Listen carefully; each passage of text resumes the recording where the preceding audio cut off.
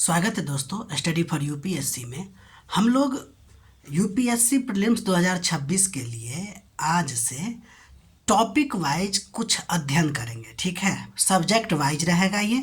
ठीक है, जिसमें हम 5 से 7 जो है वीडियो 5 से 7 मतलब कि टॉपिक लेके आएंगे पर डे, और देखेंगे कि वो कितना इम्पोर्टेंट या कितना रेलिवेंट होता है हमारे यूपीएससी प्रीलिम्स के लिए, और क्या एग्ज़ाम में ये आता है कि नहीं। ठीक है, तो इसमें देखना पड़ेगा ये कि किस हिसाब से ये क्वेश्चन पूछेगा, तो इस हिसाब से इसको बनाया गया है। ठीक, देखिए, तो पहला टॉपिक जो हम पढ़ेंगे वो लाल एवं पीली मिट्टी के बारे में पढ़ेंगे।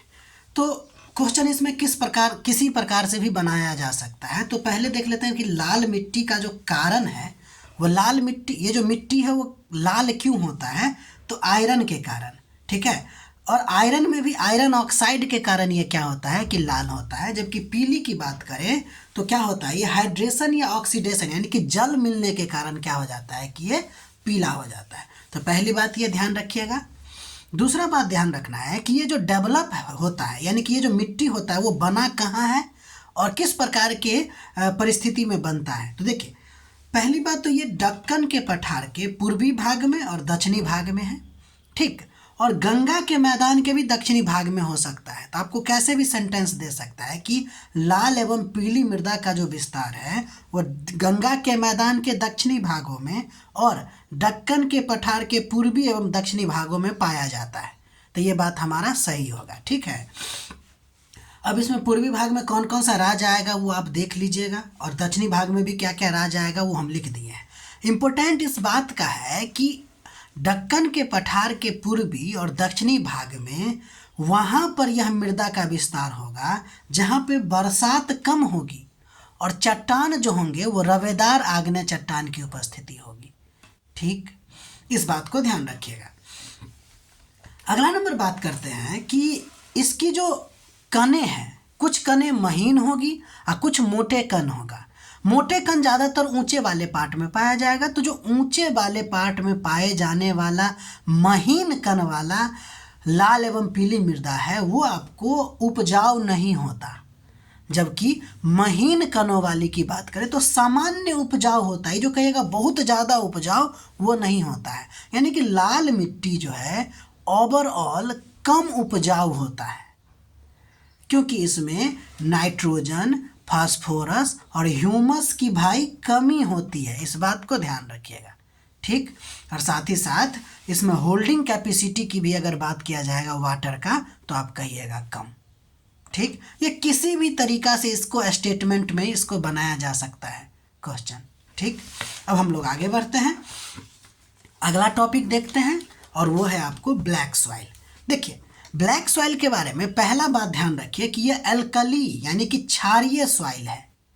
ठीक, दूसरा देखिए कि यह जो है आपको दक्कन ट्रैप के क्षेत्र में पाया जाता है और बेसाल्टिक लावा के अपक्षय यानी कि वेदरिंग से बनता है। ठीक है, और चूंकि बेसाल्टिक लावा आपको वॉल्केनिक है या मतलब इग्नियस रॉक है, इसलिए इसको बोलते हैं वॉल्केनिक सॉइल भी बोलते हैं। किसको? ब्लैक सॉइल को। ठीक, अगर इसके स्थान की बात कीजिएगा तो ज़्यादातर दक्कन के पठार के अधिकांश भागों में पाया जाएगा, और राज्य की बात कीजिए तो महाराष्ट्र, गुजरात, आंध्र प्रदेश, तमिलनाडु के कुछ भागों में। ठीक, नदियां भी अगर दे दे, राज्य न दे के नदियां दे, तो गोदावरी और कृष्णा के ऊपरी भागों में ये पाया जाता है।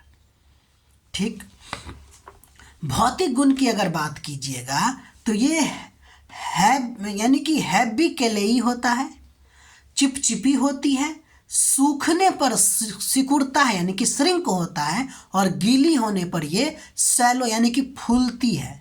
ठीक है, और सूखा बहुत ज़्यादा अगर पड़ने लगे तो यह मिट्टी में डीप क्रैकिंग आ जाती है, जिससे लगता है कि इसमें सेल्फ प्लगिंग हो गया है, यानी कि खुद से स्वतः जुताई हो गई है। क्या हो गया है? स्वतः जुताई हो गई है।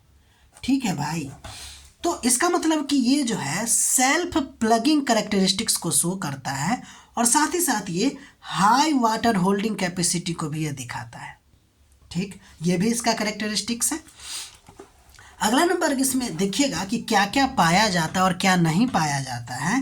तो इसमें चूना पाया जाता है, मैग्नीशिया पाया जाता है, एल्यूमिना पाया जाता है, लौह एवं पोटास अधिक मात्रा में होता है, पोटास इसमें ज़्यादा होता है, और फास्फोरस, नाइट्रोजन और जैविक पदार्थों की इसमें कमी होती है। ये वॉल्केनिक है ना, तो वॉल्केनो में कहाँ से जैविक चीज़ें आएगी, आप समझ रहे हैं ना, इसलिए जैविक पदार्थों की इसमें कमी होगी। ठीक है, क्योंकि ये काला है इसलिए इसको क्योंकि इसमें कहें तो कपास अच्छी मात्रा में होती है, इसलिए इसको कपास सॉइल भी कह देते हैं इसको कभी कभी। ठीक है, तो आगे बढ़ते हैं। अगला नंबर टॉपिक हमको देखना है चीनी तुल्य यानी कि चीन तुल्य जलवायु के बारे में। तो पहली बात तो ये देखिए कि ये दोनों गोलार्धों में पाया जाता है और महाद्वीप के पूर्वी भाग में पाया जाता है। इस बात को भूलिएगा नहीं कि चीनी तुल्य नाम है विशेष, लेकिन ये दोनों गोलार्ध में पाया जाता है, उत्तरी गोलार्ध में भी, दक्षिणी गोलार्ध में भी, और महाद्वीप के पूर्वी भाग में पाया जाता है। कहाँ से कहाँ तक, तो 25 डिग्री से लेके 40 डिग्री अक्षांशों के बीच में। इसलिए इसका नाम है उष्ण समशीतोष्ण पूर्वी सीमांत जलवायु। कोपेनहेगन के अनुसार इसका वर्गीकरण CFA में आता है। उत्तरी अमेरिका के दक्षिणी पूर्वी तट यानी कि कैलिफोर्निया के आसपास के क्षेत्र में इसको खाड़ी तुल्य जलवायु कहते हैं, और दक्षिण अफ्रीका के नटाल क्षेत्र में भी पाया जाता है, इसलिए नटाल तुल्य जलवायु भी इसको कहते हैं। ठीक है, अब ध्यान दीजिए, इस चीनी तुल्य जलवायु की विशेषता ये है कि यह पूरे वर्ष वर्षा करवाती है। जैसे आप देखिए कि मानसूनी क्षेत्र के जलवायु में क्या होता है कि पूरे वर्ष वर्षा नहीं होती है, वर्षा बदल बदल के होता रहता है, लेकिन यहाँ पे बिना किसी बदलाव का पूरे वर्ष वर्षा होती रहती है। ठीक है, ग्रीष्म ऋतु में तरित झंझा वर्षण होती है, जबकि शीत ऋतु में वतागरी वर्षा होती है, लेकिन वर्षा होती जरूर है।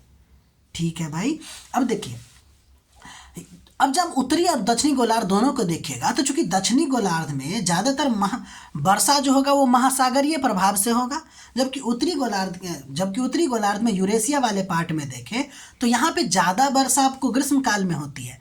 शीतकाल में जो वर्षा होगी वो चक्रवाती होगी और कम होगी। इसलिए ध्यान दीजिएगा कि शीत ऋतु में चीनी तुल्य में कहेगा बरसात कम होता है या ज़्यादा, तो हम कहेंगे कम होता है, और उस वजह से ये भी ध्यान रखिएगा कि चीनी तुल्य जलवायु में जो ठंडा है वो ज़्यादा नहीं पड़ता, माइल्ड पड़ता है।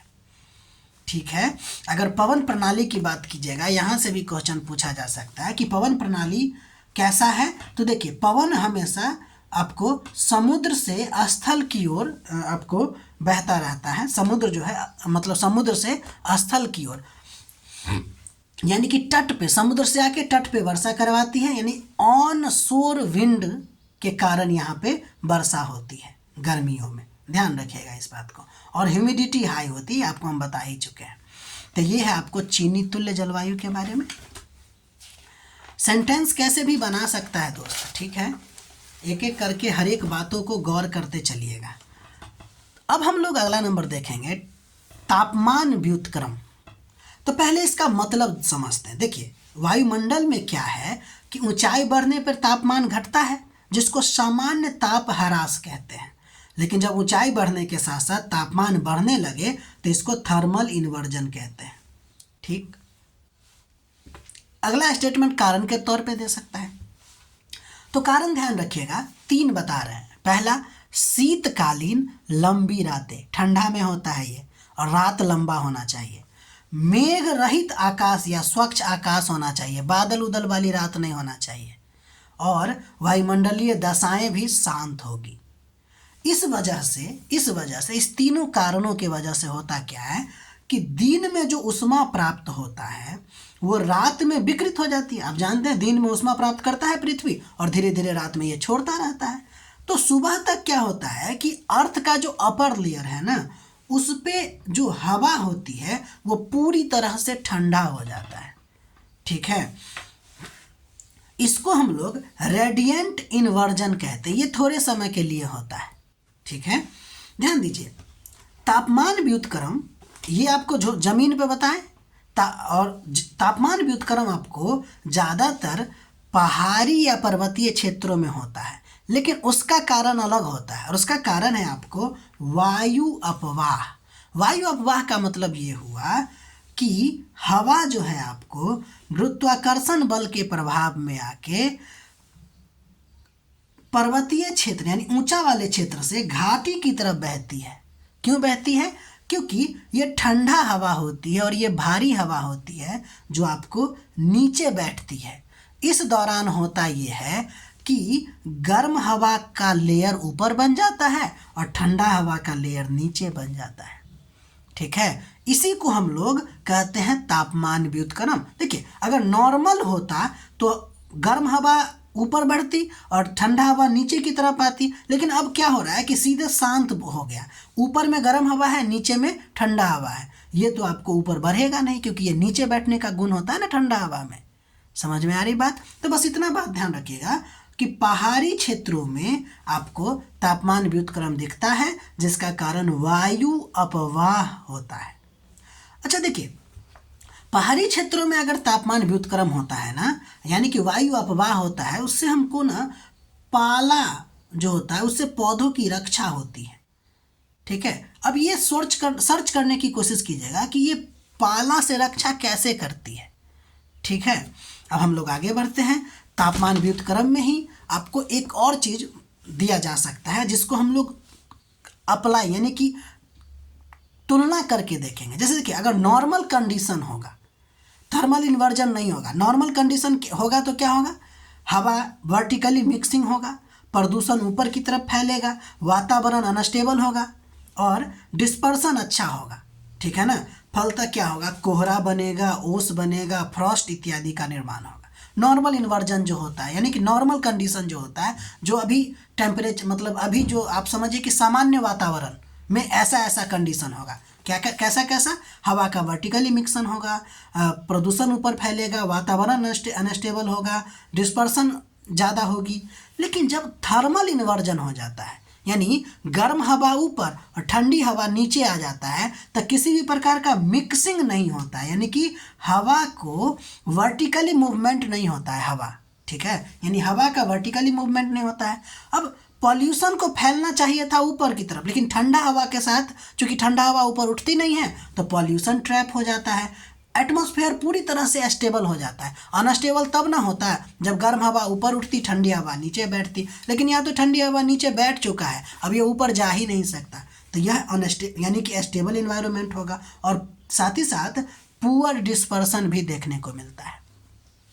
इस बात को ध्यान रखिएगा कि थर्मल इन्वर्जन होता है कम समय के लिए, लेकिन यह बहुत सामान्य घटना है, इन्हें कि असामान्य घटना में टिक लगा दीजिएगा। ठीक है, और ध्रुवीय क्षेत्र में तो यह वर्ष भर होता रहता है, इस बात को भी ध्यान रखिएगा। ठीक है, जमीन वाले यानी कि पर्वत और ध्रुव वाले एरिया पर होता है सामान्य, लेकिन जब इसकी बात करते हैं सरफेस वाले यानी कि क्या बोल सकते हैं उसको, सतह वाले क्षेत्र पे, तो वहाँ पे आपको होता तो है लेकिन कम समय के लिए होता है। इस बात को ध्यान रखिएगा। ये था आपको तापमान व्युत्क्रम यानी कि थर्मल इन्वर्जन। अब अगला नंबर देखेंगे हम लोग टॉपिक में वायुमंडल का तापन और शीतलन, यानी कि वायुमंडल कैसे कैसे आपको ठंडा और गर्म होता है। तो देखिए, इस बात को ध्यान रखिएगा कि वायुमंडल जो है सीधे सूर्य की रोशनी से कम गर्म होता है, यानी कि वायुमंडल सीधे सूर्य से गर्म जो होता है वो बहुत कम होता है। एक्चुअली में ये जो गर्म होता है वो पृथ्वी के सतह के माध्यम से होता है। कैसे? तो देखिए, आइसोलेशन आया यानी कि सूर्य से आने वाली ऊर्जा है, पहले भूमि और जल को गर्म करता है। तो कैसे गर्म होता है वायुमंडल? तो पहले कहेंगे आइसोलेशन से, लेकिन क्या बहुत ज़्यादा मात्रा में? तो नहीं, कम मात्रा में होता है। सूर्य से आती है ऊर्जा, भूमि और जल को गर्म करती है। फिर आपको क्या होता है? टेरेस्ट्रियल रेडिएशन होता है, यानी कि पृथ्वी विकिरित करती है ऊर्जा को। अब पृथ्वी गर्म होकर लंबी और दीर्घ तरंगे छोड़ती है, इस बात को याद रखिएगा। इसे एटमॉस्फेयर क्या करता है कि एब्जॉर्ब करता है। ठीक है, यानी सूर्य से क्या हुआ कि अर्थ का जो लेयर है वो गर्म हुआ, और अर्थ के लेयर जब गर्म हो गया तो फिर ये अपने गर्मी को ऊपर छोड़ने लगा, जिसके वजह से आपको पृथ्वी विकिरण का निर्माण हुआ और ये आपको क्या करता है, वायुमंडल को गर्म करता है। तो वायुमंडल के गर्म करने का मुख्य स्रोत जो है आपको वही दीर्घ तरंगे ही हैं। उसके बाद अब क्या होता है, संचालन होता है, यानी कि कंडक्शन होता है, जिसमें क्या होता है, अब जमीन जो है, जमीन का हवा अब अपने संपर्क के हवा को गर्म करेगा। ठीक है, क्या करेगा, अपने संपर्क के हवा को गर्म करेगा, यानी कि डायरेक्ट कांटेक्ट से हीट ट्रांसफर होगा। लेकिन ध्यान दीजिएगा कि चालन से जो वायुमंडल गर्म होती है उसका बस निचली परत गर्म होता है, बहुत ज़्यादा ऊंचा वाला परत नहीं गर्म होता है। उसके बाद फिर कन्वेक्शन शुरू हो जाता है, जिसको कहते हैं संवहन। अब हवा जो गर्म है वो हल्की है, ऊपर उठेगी और फिर ठंडी हवा नीचे आएगी। इससे होता क्या है कि वर्टिकल हीट ट्रांसफ़र होने लगता है। लेकिन ध्यान दीजिएगा, ये भी आपको केवल और केवल क्षोभ मंडल तक ही सीमित होता है। यानी अभी देखिए, पहले क्या हुआ कि आइसोलेशन से हवा, मतलब कि गर्मी आई, वो पृथ्वी के लेयर को गर्म किया। अब पृथ्वी का लेयर हीट छोड़ी, हीट छोड़ने की वजह से आपको क्या हुआ कि दीर्घ तरंगे निकला और दीर्घ तरंगे एटमॉस्फेयर में एब्जॉर्ब हुआ और फिर वो क्या किया कि अपर लेयर को गर्म किया कंडक्शन की वजह से। फिर आपको हवा बहुत ज़्यादा गर्म हो गई, तब ऊपर जाने लगा, ठंडी हवा नीचे आने लगा, तो कन्वेक्शन का प्रोसेस स्टार्ट हो गया। लेकिन ये भी आपको क्षोभ मंडल तक ही सीमित होता है। ठीक है, अगला नंबर बात देखिएगा, एडवेक्शन। ये इसके वजह से भी आपको वायुमंडल गर्म होता है। एडवेक्शन को ध्यान से देखिए, हवा द्वारा हीट का हॉरिजेंटल ट्रांसफर या ट्रांसपोर्टेशन जो होता है वह एडवेक्शन कहलाता है दोस्त। मतलब समुद्र से हवा स्थल की तरफ आएगा, गर्म हवा, ये बात को गौर कीजिएगा, एडवेक्शन। ठीक है, देखिए ये जो अभी आप पढ़े हैं कन्वेक्शन यानी संवहन, इसमें क्या हो रहा है, हवा ऊपर नीचे आ रहा है, वर्टिकली हीट ट्रांसफर हो रहा है। लेकिन इस वजह से भी गर्म होता है, एडवेक्शन के वजह से भी आपको वायुमंडल गर्म होता है, जिसमें समुद्र से गर्म हवा स्थल की तरफ आता है। मध्य अक्षांशों में ये बहुत अच्छा लाइन हो सकता है। मध्य अक्षांशों में दैनिक समय में जो भिन्नताएं आती है वो आपको एडवेक्शन के वजह से ही होता है। गर्मी के समय में होता है ये, जिसके वजह से जो लू चलने लगती है अपने यहाँ, तो एडवेक्शन यानी कि अभिवहन के कारण ही आपको लू चलता है।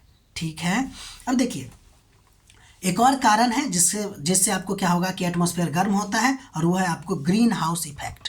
देखिए आप जानते हैं ग्रीन हाउस गैस क्या होता है, CO2, CH4, H2O वेपर और CO3, ये सब क्या करता है, पार्थिव विकिरण। वो जो आपको बोले कि आइसोलेशन पहले क्या किया कि वायुमंडल, सूर्य के, पृथ्वी के और जल के परत को गर्म किया और फिर ये अपना हीट को विकृत करने लगती है, उसी को टेरेस्ट्रियल रेडिएशन या नहीं तो शुद्ध शब्द में पार्थिव विकिरण कहते हैं। अब इसको क्या करने लगता है, ये सब गैस एब्जॉर्ब करने लगता है और जो क्या करता है, हीट को रोक देता है और इससे एटमॉस्फेयर गर्म रहता है। तो ये आपको 5 से 6 तरीका बताए हैं कि कैसे कैसे आपको इन्वायरमेंट गर्म होता है। और इसी द्वारा ठंडा भी होता है, क्योंकि विकृत करने लगती है ना, जब विकृत करने लगती है तो धीरे धीरे आपको ठंडा भी होने लगता है। तो ये हो गया आपको। अगला नंबर टॉपिक देखते हैं, वो है आपको भारतीय प्रायद्वीपीय खंड यानी कि पेनिनसुला ब्लॉक के बारे में देखते हैं। देखिए इसमें आपको नॉर्थ साउथ ईस्ट वेस्ट में देखना है। तो आप देखिए ये जो प्रायद्वीपीय खंड है, इसमें क्वेश्चन किसी भी तरीका से बनाया जा सकता है, सेंटेंस वाइज कह देगा कि यह कच्छ से आरंभ होकर अरावली के पश्चिम से गुजरती हुई दिल्ली तक जाता है। तो आपको ये कथन सही मानना है, तो हम लिखे भी हैं। साथ ही साथ यह यमुना और गंगा नदी के समानांतर राजमहल की पहाड़ियाँ और गंगा नदी डेल्टा तक जाता है, यानी कि कच्छ से शुरू होके अरावली जो है पश्चिम में दिल्ली तक जाता है। ठीक है। और उसके बाद यमुना और गंगा नदी के समानांतर ये आपको राजमहल की पहाड़ी और गंगा नदी डेल्टा तक भी जाता है। ये बात को ध्यान रखिएगा। अगर आप पश्चिम में देखिएगा तो ये आपको राजस्थान तक फैला हुआ है। कौन? प्रायद्वीपीय खंड, जिसमें थार के मरुस्थल और उसके सदृश जो स्थलाकृति है उसके ऊपर ही है, यानी कि भारतीय प्रायद्वीपीय खंड के ऊपर आपको कौन है, तो थार मरुस्थल पाया जाता है या फिर उससे सदृश और भी स्थलाकृति। अगर आप उत्तर पूरब में देखिएगा तो प्रायद्वीपीय खंड आपको कार्बी एंगलोंग और मेघालय के पठार तक इसका विस्तार है। तो ये आपको इसके विस्तार के बारे में बताया है। किसके बारे में? पेनिनसुला ब्लॉक के बारे में। ठीक है भाई। अब देखिए इसका निर्माण काल अगर देखिएगा तो कैम्ब्रियन काल में हुआ है। और चट्टान कौन सा है? तो प्राचीन नाइस या फिर ग्रेनाइट से इसका निर्माण हुआ है। ठीक, ध्यान दीजिए प्रायद्वीपीय खंड के बारे में कहा जाता है इसका जो पश्चिमी तट है ना, वो आपको कभी समुद्र में डूबा हुआ था या पानी में डूबा हुआ था। और कुछ ऐसे जगह हैं जहाँ पे जमीन में हलचल यानी कि टेक्टोनिक एक्टिविटी हुआ, जिसके वजह से चट्टानी बनावटों में थोड़ी सी बदलावट आई है। इसको फिर से समझने की जरूरत है। देखिए भारतीय प्रायद्वीपीय खंड जो है ना, उसके बारे में कहना ये चाह रहा है कि इसका जो जमीन है ना, जैसा अर्थ के निर्माण के बाद जो पेनिनसुला आपको यानी कि गोंडवाना लैंड का विखंडन होने के बाद जो बना था, वैसा ही आज तक है, बशर्ते कुछ हिस्सा को अगर छोड़ दिया जाए। जैसे पश्चिमी तट वाला हिस्सा जो समुद्र में डूब गया था, और साथ ही साथ जो कुछ टेक्टोनिक एक्टिविटी हुआ है उससे जो बदलाव हुआ है, बाकी लगभग 90% इसका भाग जो है अभी तक उसमें कोई बदलाव नहीं हुआ। यानी कि ये सबसे स्थिर भूखंड है, आप समझ लीजिए भारत का। ठीक है, ध्यान दीजिए इसी भूखंड में आपको प्रायद्वीपीय खंड में नर्मदा, तापी, महानदी की रिफ्ट घाटियाँ और सतपुरा ब्लॉक पाया जाता है। सतपुरा ब्लॉक पर्वत है दोस्त, ये बात को ध्यान रखिएगा। और नर्मदा, ताप्ती और महानदी की जो घाटियाँ हैं वो रिफ्ट घाटियाँ हैं। आपको ये इससे बात समझ में आ गई होगी। ठीक है ना। तो रिफ्ट घाटियाँ सब क्या होती है, इस सब के बारे में बताएंगे। ब्लॉक पर्वत क्या होता है, इस सब के बारे में बताएंगे। लेकिन इससे आपको कुछ और पॉइंट भी समझ में आ गया होगा। ठीक है ना, कि नर्मदा, ताप्ती और अगर दे देगा कि महानदी की जो घाटी है वो रिफ्ट घाटी है, तो आपको कम से कम ये बात तो समझ में आ गया होगा। सतपुरा जो है वो ब्लॉक पर्वत का उदाहरण है, ये भी आपको समझ में आ गया होगा। अब देखिए प्रायद्वीप में कुछ अवशिष्ट पर्वत पहाड़ियाँ भी पाया जाता है, जैसे अरावली, नल्लामाला, जावड़ी, वेलिकोंडा, पालकोंडा, महेंद्रगिरी, ये सब अवशिष्ट पर्वतों का उदाहरण है। ठीक है, इसके अलावा यहाँ की कुछ नदियाँ जो है वह उथली है यानी कि कम गहरी है, और साथ ही साथ आपको उनकी प्रवणता यानी कि ढलान भी कम है। इस बात को ध्यान रखिएगा। ठीक है, तो आज इतना ही।